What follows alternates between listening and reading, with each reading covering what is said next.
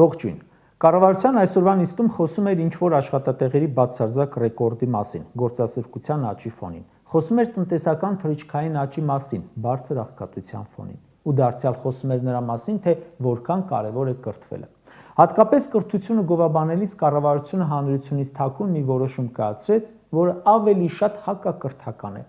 Փաշինյանը որոշեց փակել Վայոց ձորի մարզի Կարբրաշեն համայնքի դպրոցը։ Դե ասում են ընդամենը 2 աշակերտ է սովորում։ Ինչու դպրոց պահենք։ Թող ամեն օր 7 կիլոմետր քայլեն, մեկ ուրիշ գյուղի դպրոց գնան, իսկ այդ փողը ուրիշ բաների վրա կծախսենք։ Լավ, իսկ ինչու է ընդամենը 2 աշակերտ։ 2017 թվականին դպրոցն ունեցել է 22 աշակերտ։ Նիկոլը եկել, խոստացել է հայրենադարձություն, խոստացել է գյուղերը չդատարկվել, խոստացել է, որ գյուղում ապրողները լավ պայմաններ կունենան, մարզերի համաչափ զարգացում կլինի, այլևս բահով հող չեն մշակի, թուղթ ու գրիչով կմշակեն եւ այլն եւ այլն։ Բայց ով զարմանք, 19 թվականին աշակերտների թիվը ոչ թե 22-ից դարձել է 100, այլ իջել է 14-ի, 8-ով պակասել է։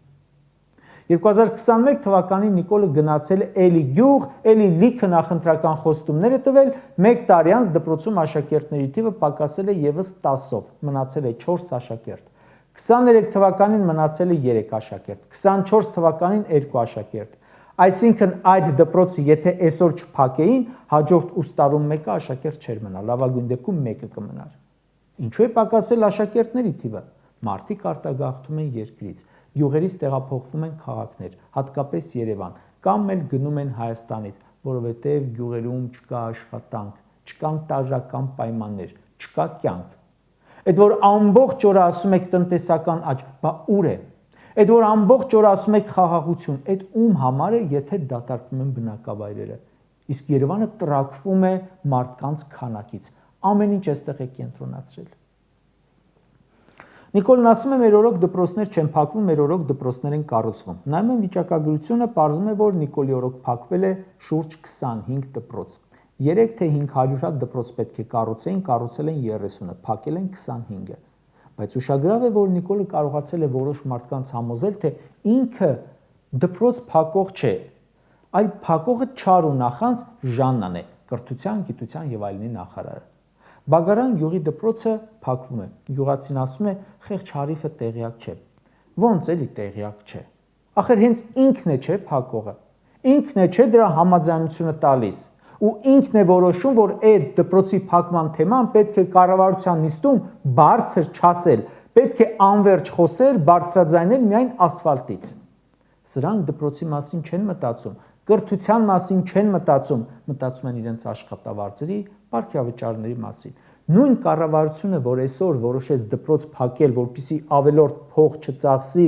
անիմաստ փող չտա երեխաների կրթության համար, ուսուցիչների աշխատավարձի համար, այդ նույն կառավարությունը որոշեց ու ելի չզեկուցվող թաքուն հարցով որոշեց 26 միլիոն դրամ տալ, որ ազգային ժողովում եւս մեկ վերելակ տեղադրեն։ 3 հարկանի շենք ընդամենը ալարում են ոտքով բարձրանալ ու վերելակ են ուզում տեղադրել, այն դեպքում, երբ մի քանի վերելակ արդեն կա ազգային ժողով։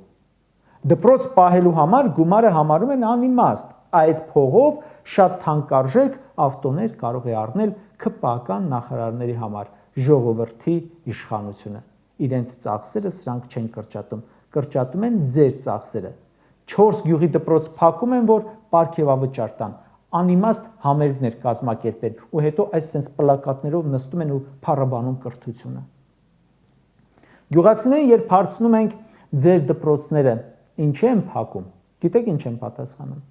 որ գյուղերը դատարկվեն, թուրքերին բերեն բնակեցնեն։ Հələ պատկերացեք, եթե պետք է աշակերտը ամեն օր 14 կիլոմետր քայլի դպրոց հետ գա, վաղ թե ուշ ծնողը կլքի գյուղը, տները դատարկ են մնում ու մարդիկ մտածում են, որ այդ տները կզբաղեցնեն Նիկոլի խաղաղության ծրագրի բաղկացուցիչ մաս ադրբեջանցիները։ Ու այս իբր հաշտեցման քննարկումներն էլ մարդիկ նայում են որպես ադրբեջանցիների Հայաստան գալու նախերգանք։ Ադրբեջանից ինչ-որ մարդիկ են եկել, փորձագետ անվան տակ ու հանդիպել են Հայաստանից իրենց գոլեգաների, կազմակերպել են Հայաստանի ու Ադրբեջանի կառավարությունները։ Ինչ որ հաշտեցման մասին են խոսում, բայց այստեղից մասնակցածների շարքում անկեղծորեն չտեսա այնպիսի մեկին, որը կարող է մթնոլորտ փոխել, հաշտեցնել։ Հայաստանից մասնակցածները օրինակ չգիտեմ թե քանի հոգու մեջ կարող են փոխել Ադրբեջանի նկատմամբ թշնամանքը դեպի բարեկամություն։ Այնտեղ կային փորձագետներ, որոնք Արցախը հանձնելուց 1 օր հետո արդեն ասում էին մերը չի եղել։ Դրանցից մեկն էլ արցախցի ԱԽ քարտուղարն է։ Իսկ ադրբեջանցիները արդյոք հաշտեցման խումբ էին ուղարկել, փոխվստահությունը վերականգնող խումբ էին ուղարկել։ Նրանց կողմից մասնակցում էր մեկը, որը 22 թվականին շրջափակել էր Արցախը, սովի էր տարել մարդկանց, երեխաներին, տարեցներին, էկոակտիվիստի անվան տակ։ Մեր ԱԽ քարտուղարին, այդ փորձագետներին տարբերություն չկա, պարզվում է, թե ում կհանդիպեն։ Վաղը խաղաղություն ավելի ընդգծելու համար հնարավոր է Ռամիլ Սաֆարովին այնտեղից ուղարկեն Հայաստան, ու մեր փորձագետները պրոբլեմ չունեն։ Նրանք կարծում եմ Սաֆարովի հետ էլ վստահության վերականգնման հարցեր կքննարկեն, բայց կրկնում եմ, այդ մարդիկ որ մեկիս մոտ կարող են փոխել վերաբերմունքը։ Այսպես կոչված փորձագետները իդեպ շատ հետաքրքիր ժամանակ եկան Հայաստան։ Սկզբում հայտարարվեց, թե Ադրբեջանը Հայաստան-Բեռների տարանցման սահմանափակումը հանում է։ Հետո քպականները քեֆ արեցին, թե չերեզ Ադրբեջան-Ղազախական ցորեն կգա Հայաստան, ու ցորենից առաջ Հայաստան ուղարկեցին ադրբեջանցիների ակտիվիստների, որոնք արգելափակում էին Արցախ հացի մուտքը Արցախ։ Քպական падգամավորները երեք ազգային ժողովի ամբիոնից իրար հերթ չէին տալիս շնորհակալություն հայտնելու Ալիևին։ Նիկոլ Ալիևին Վրաստանում էր շնորհակալություն հայտնում, ասում էին վատա, որ Ադրբեջանով ապրանք է գալիս, Լարսի հույսին չենք, ապա շրջափակում է։ Ընդդիմությունը ասում են, չուզողություն է անում եւ այլն։ Բնականաբար չեք գտնի խելքը գլխին մարդ, որը չի ուզենա ապա շրջափակում, կապուղիների բազմազանություն։ Ընդդիմությունը չի ասում վատ է։ ՔՊ-ի ընդդիմախոսներն ասում են, ձեր արածը ապա շրջափակում չէ։ Հայ-ադրբեջանական սահմանը շարունակում է փակմանալ։ ՔՊ-ի ընդդիմախոսներն ասում են, Արցախից ամեն տարի բերվում էր մինչև 80,000 տոննա ցորեն։ Դուք Արցախի ցորենի դաշտերը հանձնեցիք Ադրբեջանին, Հայաստանը գցեցիք հացահատիկի ներկրման մեծ կախվածության մեջ։ 80,000 տոննայանոց ցորենի դաշտեր հանձնելուց հետո ուրախացել եք, որ 5,000 տոննա ցորեն եք գնելու ու տեղափոխելու Ադրբեջանի տարածքով։ Մեր դաշտերի 70%-ը չեն մշակում, դրսից առնում են։ Թշնամին նախընտրական այս շրջանում աջակցում է Նիկոլ Փաշինյանին։ Կարող են այնպիսի փոքրիկ դրական բաներ ցույց տալ, խաղաղության տպավորություն թողնել, միայն թե Նիկոլ Փաշինյանը ընտրվի երրորդ ժամկետ, որովհետև այն մի ժամկետում Արցախի կեսը հանձնեց, երկրորդ ժամկետում մյուս կեսը հանձնեց, Հայաստանից հանձնեց, երրորդ ժամկետել եթե ընտրվի, Ալիևը կընկնի մոր փորը, ինչպես ասում են։ Չգիտեմ Հայաստանից ինչ կմնա։ Վախենամ, որ լիարժեք տնտեսական ու քաղաքական կախվածության մեջ գցի Թուրքիայից ու Ադրբեջանից։ Դրա համար փշի են անում, դրական բաներ են ցույց տալիս։ Վաղը չեմ բացառում, որ մի քանի գերի կտա, իհարկե ոչ Արցախի ռազմաքաղաքական ղեկավարությանը, գուցե այնպիսի գերիների, որոնց անունը իսկ չկա գերիների ցանկում։ Նիկոլը արդեն թաղում է արժանապատիվ խաղաղության հեռանկարները։ Խաղաղությունը լավ բան է, բայց երբ դրա դիմաց ամեն ինչ չես տալիս, իսկ ավելի լավ բան է, երբ չես տալիս ոչինչ։ Ինչ-որ բան եթե լինում է, ապա փոխադարձ զիջումներով։ Իսկ սա զիջումներ է արել ու անում ոչ թե խաղաղության, այլ զինադադարի դիմաց։ 2020-ին զինադադար արեցին, 2022-ի ջերմուկյան դեպքերից հետո զինադադար արեցին ու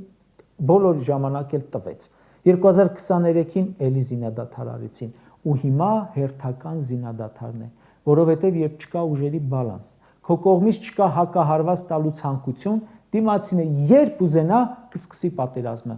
երբ ուզենա կավարտի իր շահերից ելնելով։ Կարճ ասած, ինչքան էլ թրքասիրություն անեն, Էրդողանի գիրքը կարդան գովազդեն, Ադրբեջանի տարանցիկ ճանապարհով ցորեն չէ ադամանդել բերեն, դրանից իրականությունը չի փոխվում։ Զորով խաղաղասիրություն, բարեկամություն ստեղծել չեն կարող։ Ալիևի երեկվա ու այսօրվա շնորհավորանքները, Ալիևին ուղղված շնորհավորանքները, դրանք ՔՊ-ի ու անձամբ Փաշինյանի շնորհավորանքներն են, ժողովրդի հետ բացարձակ կապ չունեն։ Նրանք եթե մտածում են ցորեն բերելով պետք է ժողովուրդը շնորհակալ լինի Ադրբեջանից, ապա լավ չեն ճանաչում հայ ժողովրդին։ Այո, ցորենով էլ ոգևորվածներ կան ու Փաշինյանի էլեկտորատից են, բայց նրանց թիվը եղանակ չի փոխվում հայ ժողովրդի մեջ։